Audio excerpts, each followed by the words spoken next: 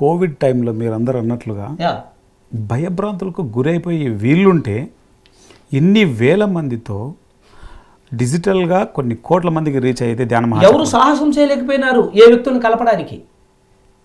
కానీ వ్యక్తులు కలిసి ఉండాలి.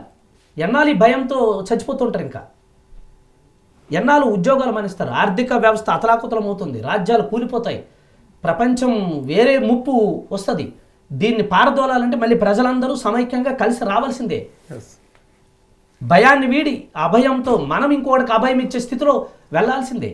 No doubt. ఒక పక్క మనం ఆ రూల్స్ అండ్ రెగ్యులేషన్స్, కోవిడ్ నిబంధనలు పాటించాలి, భౌతిక దూరం పాటించాలి, మాస్కులు పెట్టుకోవాలి, మిగతా జాగ్రత్తలన్నీ తీసుకోవాలి, పరిసరాలను పరిశుభ్రంగా ఉంచుకోవాలి, ప్రాణులను ప్రాణంతో ఉంచాలి, శాకాహారులుగా జీవించాలి, సృష్టితో ప్రకృతితో సమన్వయం జీవించాలి అన్నటువంటి ఒక సమైక్య నినాదం ఇక్కడి నుంచి బయలుదేరింది.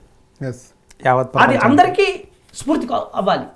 అరే ఆలే అంత పెద్ద కార్యక్రమం అంత గొప్పగా చేసిన మనకేమైందయ్యా అని ప్రతి ఒక్కరూ తిరిగి వాళ్ళ కార్యక్రమాన్ని ప్రారంభించాలి.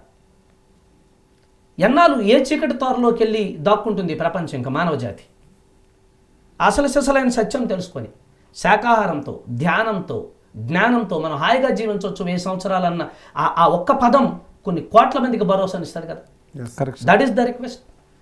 శాకాహారులుగా జీవించాలి, అన్ని దుఃఖాలకి కారణం జీవులను వధించడమే అన్న పరమసత్యం తెలుసుకుంటే కొన్ని లక్షలు ప్రాణులు హాయిగా జీవిస్తాయి కదా. వాటి ఉసురు మనకు ఎందుకు తగులుతుంది? వాటి ఆశీస్సులు మనకు అందుతాయి, వాటి ఉసురు మనకు తగలదు. ఒక జంతుకోటి కానీ, ఒక ప్రాణికోటి కానీ, ఒక పక్షికోటి కానీ ఈ మనుషుల మధ్య మేము హాయిగా ఉండగలుగుతున్నామన్న ఆనందం వస్తే ఏ కరోనా ఉంటుంది అక్కడ, ఏ భయం ఉంటుంది అక్కడ? ప్రకృతి ఆ పాఠం చెప్పడానికి కదా వచ్చింది. కానీ మనం విజయవంతంగా ఎలా జీవించవచ్చో చూపించాం.